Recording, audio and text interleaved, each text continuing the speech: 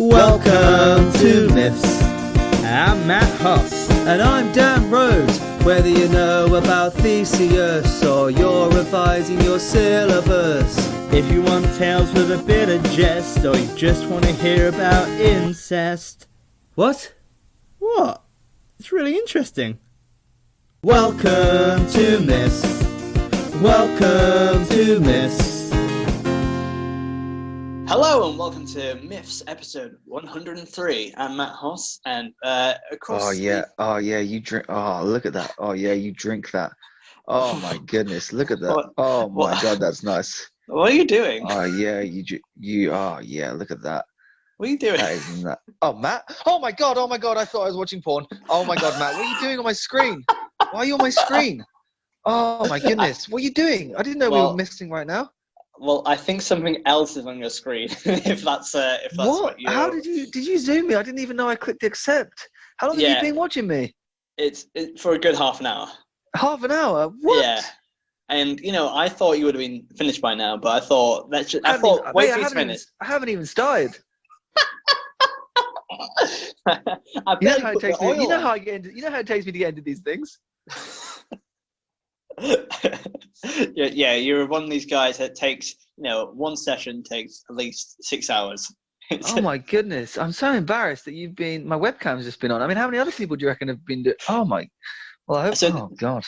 This is actually a Zoom chat where I've invited lots of our fans along. So all of our fans have been watching for the last half an hour. It's been pretty intense actually. Wow. It's what you get. It's what you get if you subscribe to the Patreon. Dan masturbating. Anyway, now we're here. We may as well. How you doing? I guess you want to do an episode, do you? Yeah. Let's do it. Yeah, let's do a MIFF. Yeah, well, here. No worries. Oh, well, if you want, Dan, knock one out during as well. It doesn't. I'm not in the same room with you this episode. Always, so, it doesn't stop me when you are in the same room. You know this. Yeah, that's true. And there's been many times we use a code because whenever I say, Dan, can I blow a raspberry on your belly button? He's always like, no, you can't wank off in front of me. Thank you. You do ask to blow a raspberry on my belly button a lot, and it is weird. It's not weird. It's friendship. It's definitely not friendship. Oh God.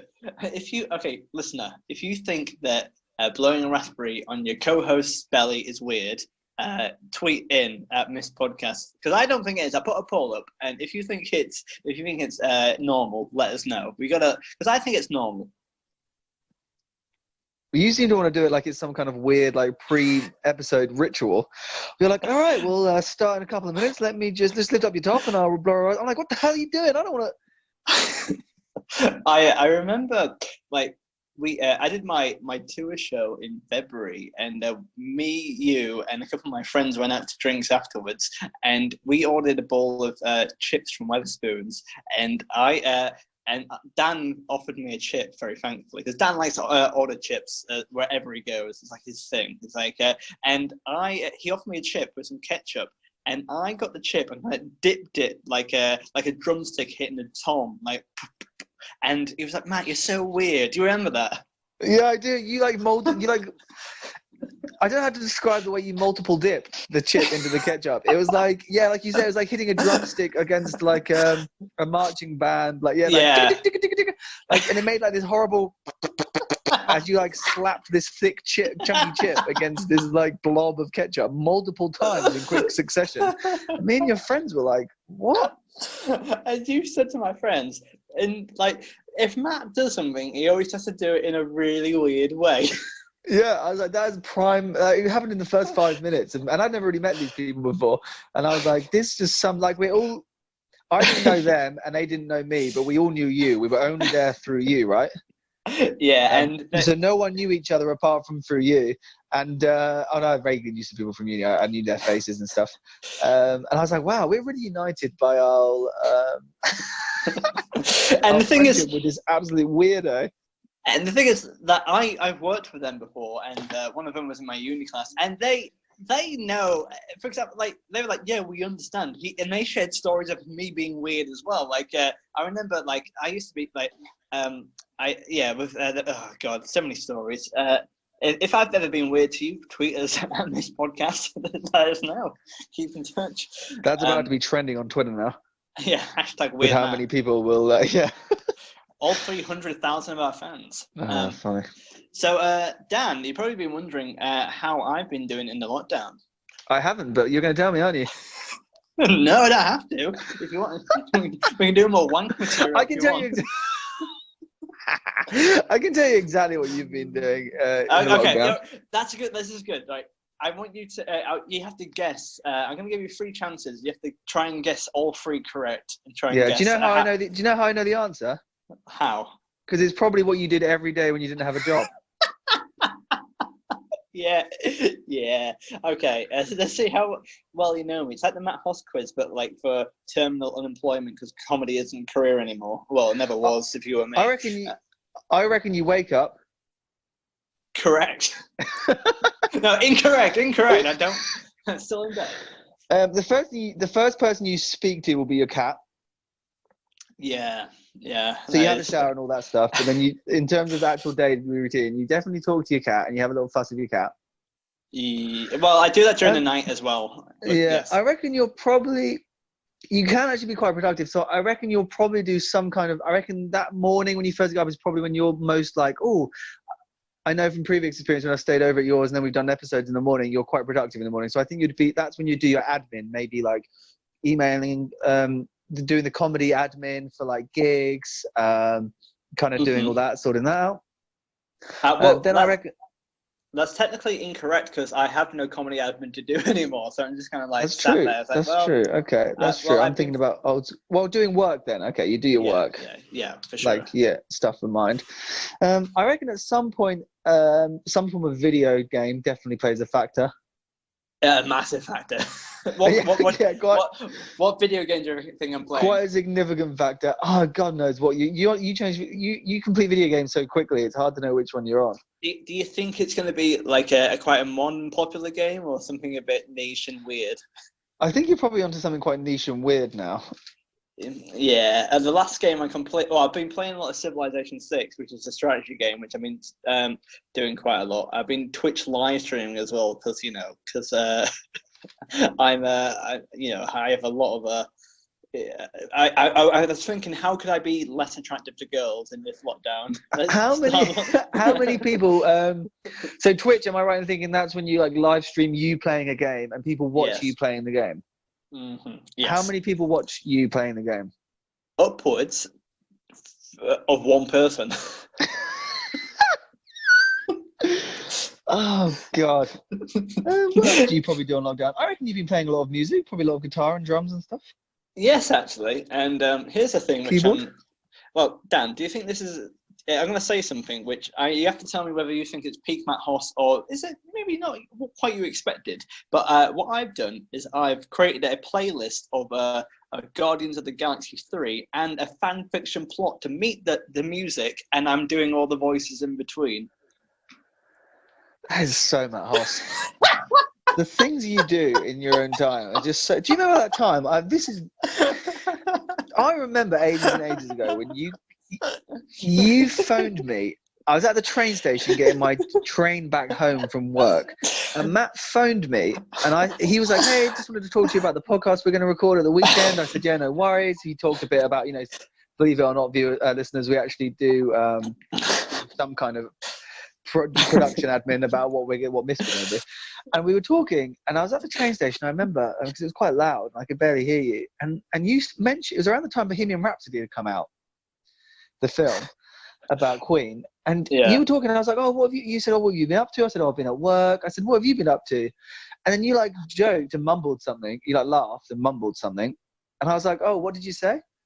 And I thought what you said you did is you wrote a 3,000-word essay on Queen. I thought that's what you said you did. And I was like, that can't be what he said he did all day. So I asked you again, like, I put my finger to my ear so I could hear the reception better, because obviously at that busy train station. Yeah. I said, "Sorry, mate, just repeat that." And you were like, "Oh, no, I wrote an essay on Queen. It's 3,000 words. Do you want to read it?" Like, "No, I do not want to read that." I was like, "Oh, and you did that, didn't you? That's the thing that you did." Yeah, and do what makes it worse is that I genuinely, not even joking. I think you submitted it or something to somewhere. I read that essay out loud on a first date before. What? Yeah, Why like do you do these things? Because she was interested in Queen, and I had to give her my thoughts. How long does it take to read a 3,000-word essay out? It must have taken quite a few minutes. Oh, like I lost confidence in it in the first paragraph.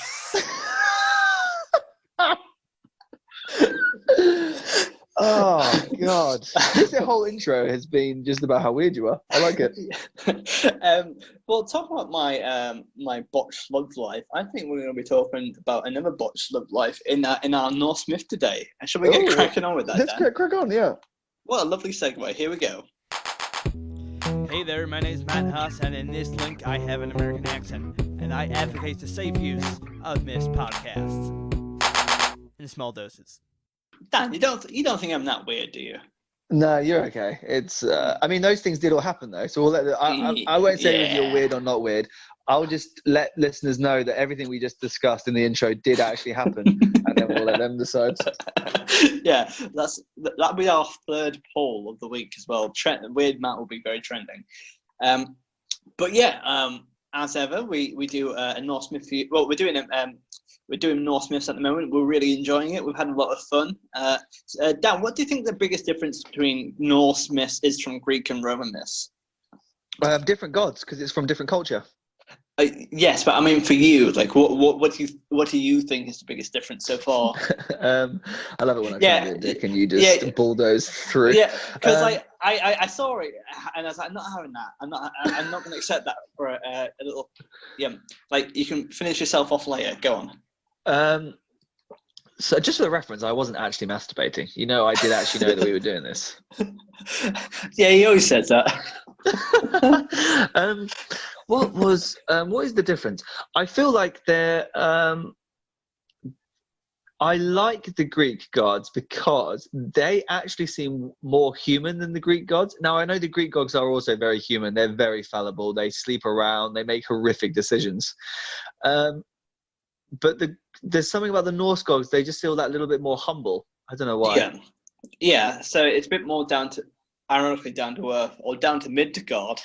Yeah, and I also like that. Nice. I also like that. There's the whole Yggdrasil. Sorry, I said that wrong. Yggdrasil. That whole thing about how it's all like 9 worlds connected, as opposed to Greek is just kind of, you've got Mount Olympus, and then you've got Greek and Roman is just the gods and the humans. There's not really like a huge. It's not as much mythology there in terms of like different creatures and stuff. I mean, you do have weird creatures. You know what I'm saying? Yeah, absolutely. And today we're going to be talking about 2 people in particular, a love story of sorts. And we're going to be talking about Freyr and Gerd. Have you heard of them before? I haven't, no. Well, let's find out a lot more about them. Freyr, was it Frey? Let's go for Frey. I think that's Frey because his sister's Freyr, right? Yes, well, Freyr, of course, from episode 100, where he, she's hot and Thor dresses up as her to get into his hammer back. Yes, I do listen back to that. If you like cucumber. So Frey was the son of the Vanir Njord and the twin brother of Freyr. So a Vanir god, not the Aesir god. According to Norse mythology, Frey and his father were sent to live with the Aesir as hostages in the peace agreement at the end of the Aesir-Vanir War, as we discussed in episode 95. We have discussed that. Frey is the god of fertility, prosperity, and good harvest. So like a kind of like a fertility god, so to speak. As for Gerd, she is said to be the daughter of Gymir, a little-known Jotun, or Boda. So she's a giant as well. So Gerd is a giant. So here's the myth. That's a very giant name, isn't it? Gerd. They always get really. Yeah. Yeah. Oh my Gerd. That should be the title of the episode. Oh, it should, yeah.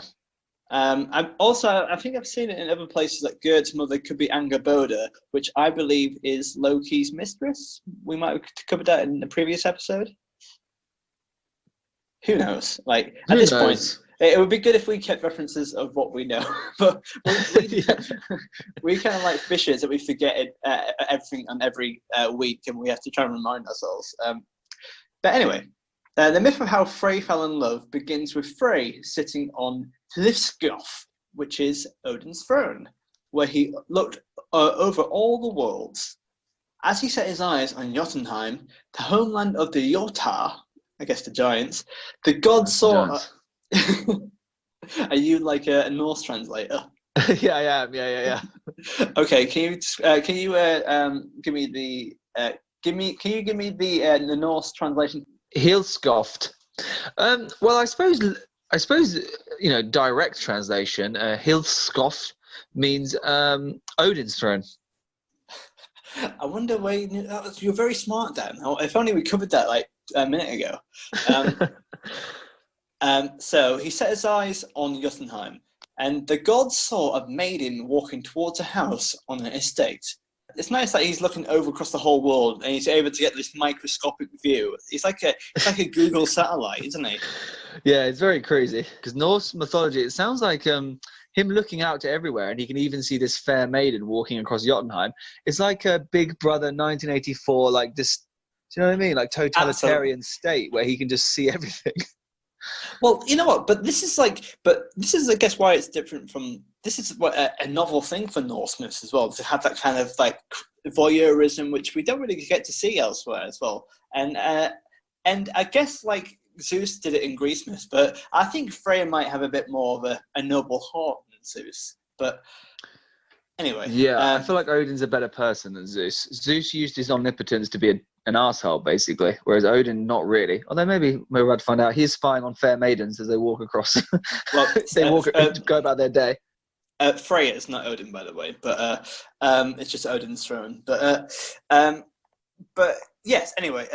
Oh yeah, sorry. This whole time I thought Odin was the one that's sitting on the throne. Okay, well that's weird how they can just sit on each other's thrones. Well, it's quite strange that he's technically a hostage, and he's like, "I'm going to sit on the king's throne." That's like what? That's like getting hired as an intern and sitting in your CEO's chair for the day. That's like a bit mental, isn't it? But Dan, have you ever spied on a girl from afar? No. Yeah, have you ever sat next to a girl on a train and stalked her? Yes, I have. Yeah, that's. I don't even know what episode that was referenced in, but we'll forget that. You know what? I don't think it is referenced. I think it's just from our personal conversations.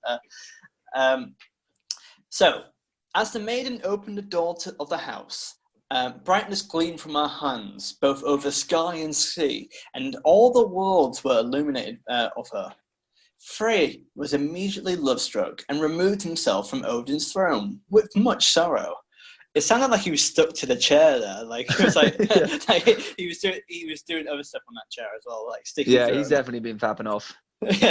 yeah, he was on the Zoom call to a MIFF podcast. Then, When Freyr returned home, his melancholy was perceived by his father, who bade Skirnir, one of Freyr's servants, to ask his master what was bothering him. So his father doesn't have the kind of father-son relationship where he can just ask him. He has to get a servant to do it. Yeah. He's so like middle class or upper class. It's like he's like, my son looks upset. Someone find out what's wrong with him. Well, why don't you ask him? It's your son. No. No, I'm the patriarch, so therefore I cannot have any emotions towards my family members. Yeah, exactly. The servant Skirnir did so and found out about Freyr's dilemma.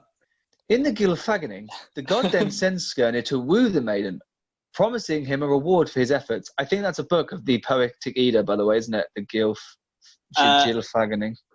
It's nice. You smashed that first pronunciation, but then the second one was like blah blah blah blah blah. Well, Gylfaginning, it sounds weird, but is that a book from the Poetic Edda or something? Is it? No, I don't. I think it's something slightly different actually, because I think a Poetic Edda might be something different, but it's certainly of the same akin. But I like the idea that his dad sends someone to woo someone on someone else's behalf as well. It's kind of like sending your friend across the playground to tell someone that you like her. You know what I mean? Yeah, exactly. You're getting your friend. It's funny. So he's told his servant to woo the maiden. Skirnir requested a horse and a sword from Freyr.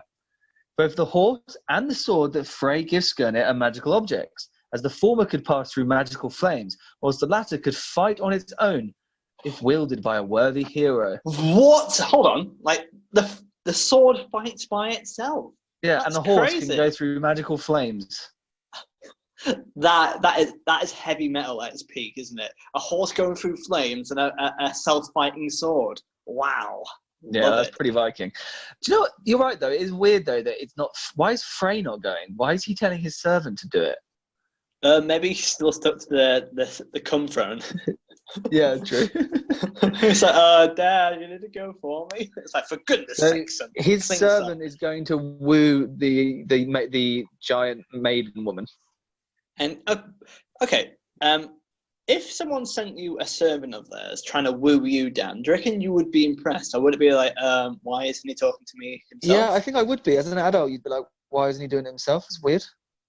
But if you were sent as a servant to woo someone that you were an agent on someone else's behalf, how would you woo that person? I'd be like, hey, how you doing?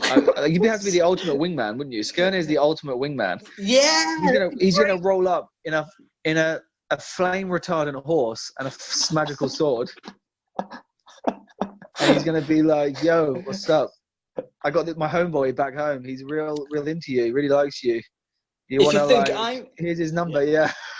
If you think I'm rad, check out my guy Freyr, yo. Yeah, he's really busy. He's in a chair right now. He's doing God stuff. Okay, nothing weird.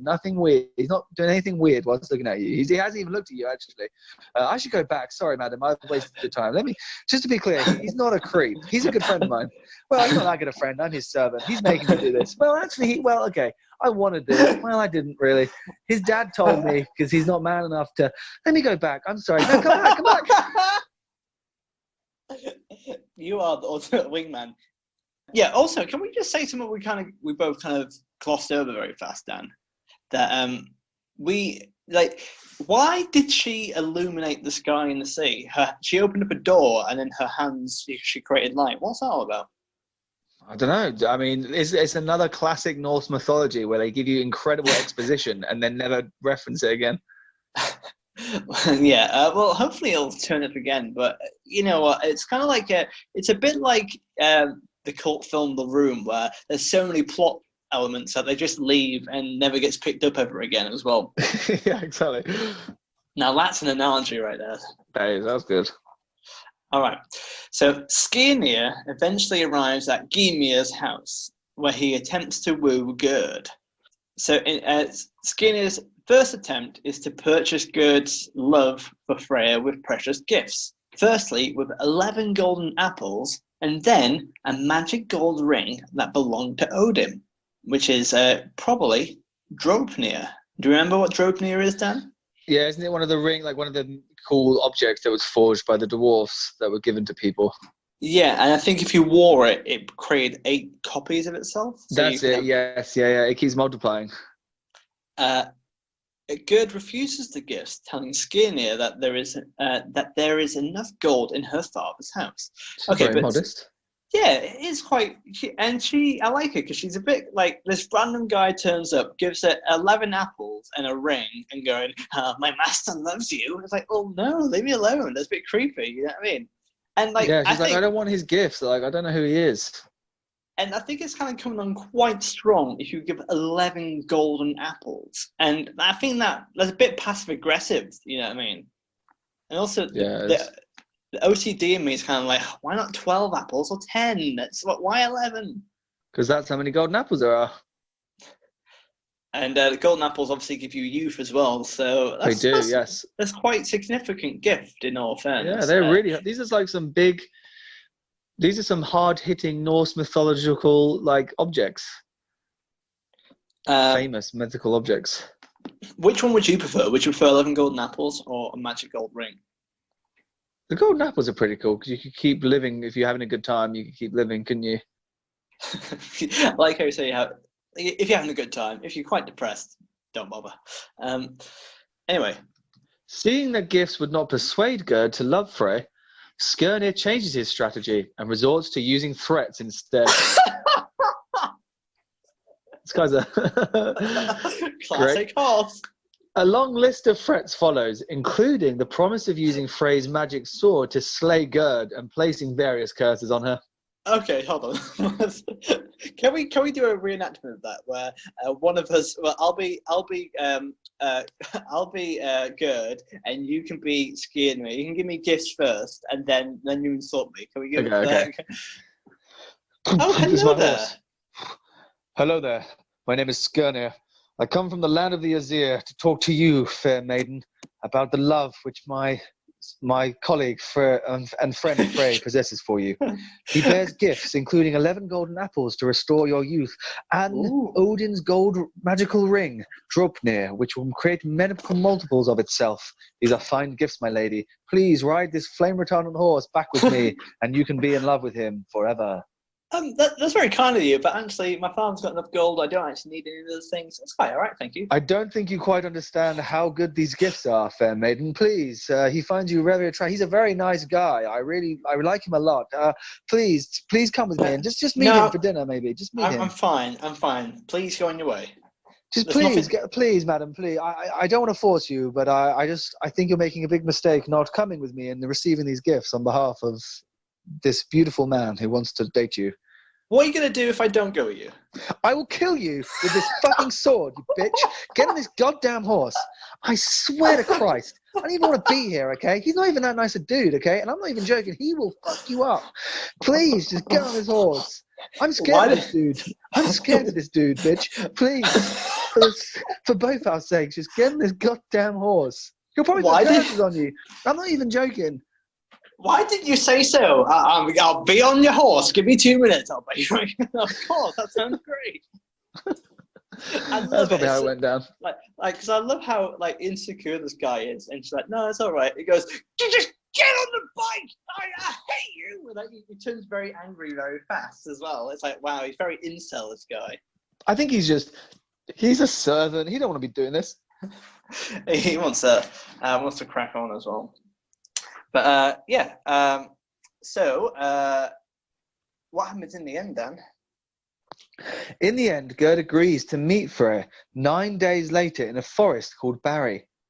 Skirnir returns to Frey with the good news, though the god is impatient and is not able to wait for 9 whole days. Frey expresses his anguish with the following: "Long is one night, longer than 2. How then shall I bear 3? Often to me has a month seemed less than now half a night of desire." That's a riddle I'm not even going to get into. What the fuck? He's trying to do maths, I think. He's almost as good as this. The story comes to an abrupt end. It is generally accepted that after the 9 torturous days for Frey, he meets Gerd in Barry, the forest, and the two become husband and wife. Okay. So that's kind of the myth, but I'm sad now because this woman doesn't really probably want to be married to him. So she's been forced, let's say that, look, if you don't marry this dude who you haven't met, he's going to murder your family.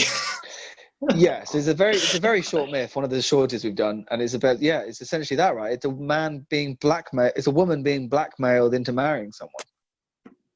Well, what an upbeat myth. Well, time to rank it.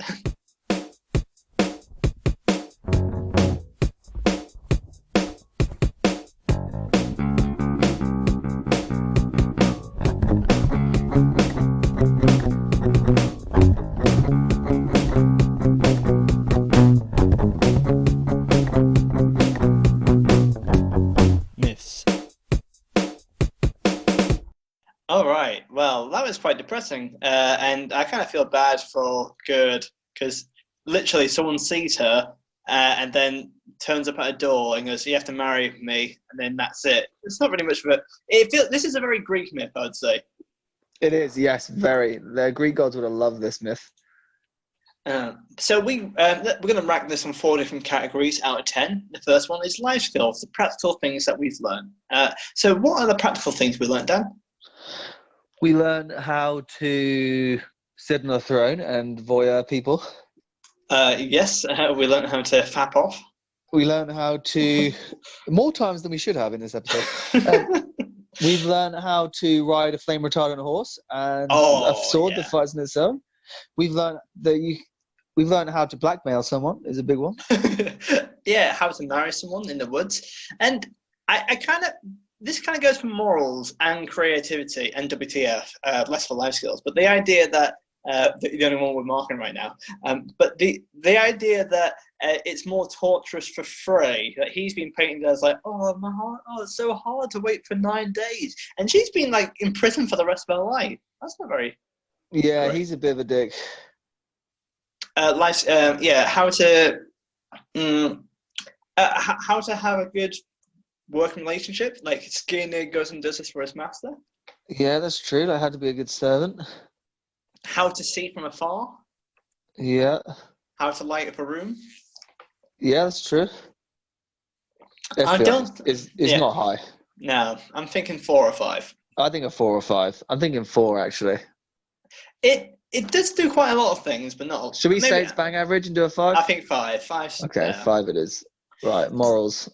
The kind of ethical things we've learned. We already discussed that one I mentioned earlier about Freyr. Freyr being Freyr's not the good guy here, even though it's portraying him as that.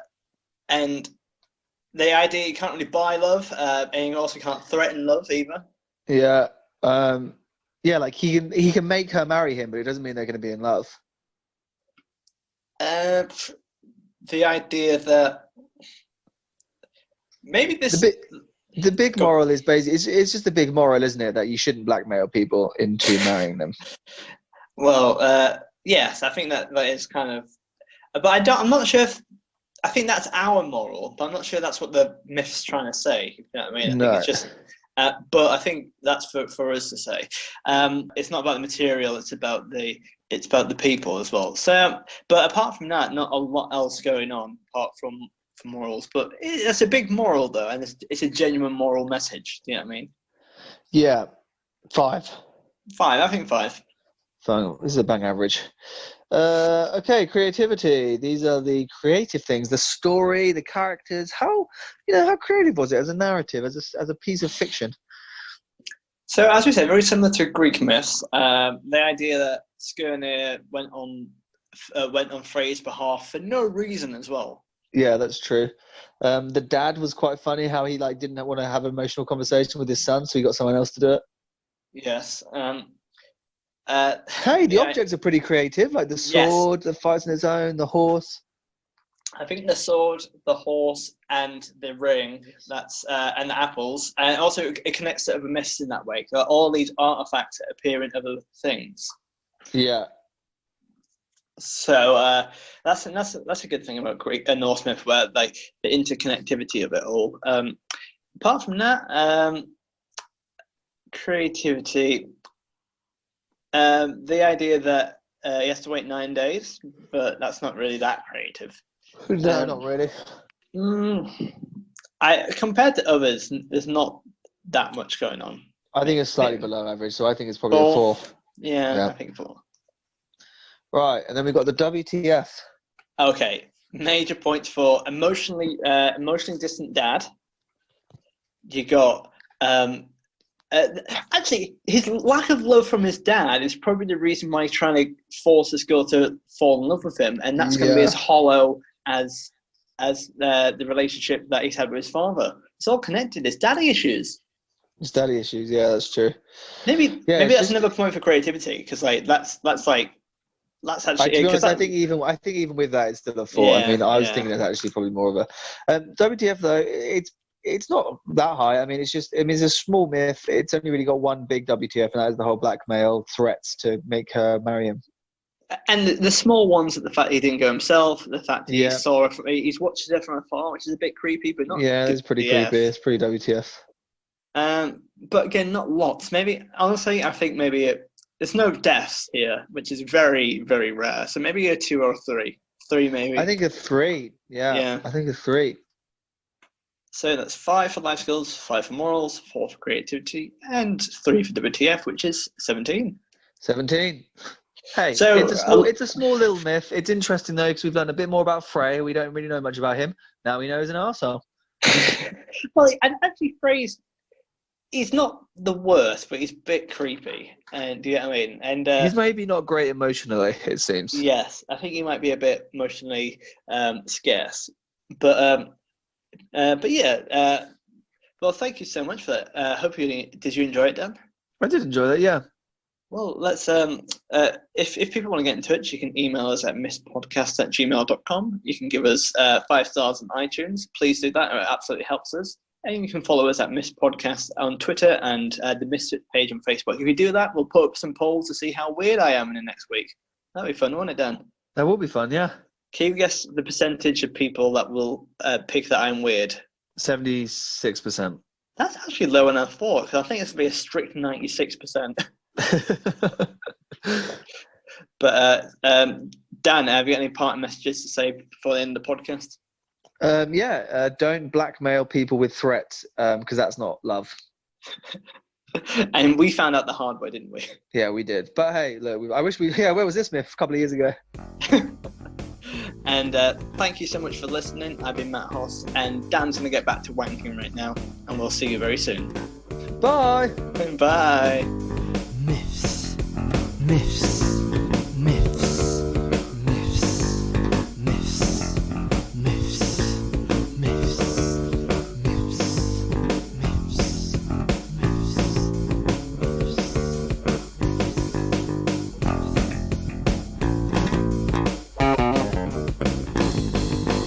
myths.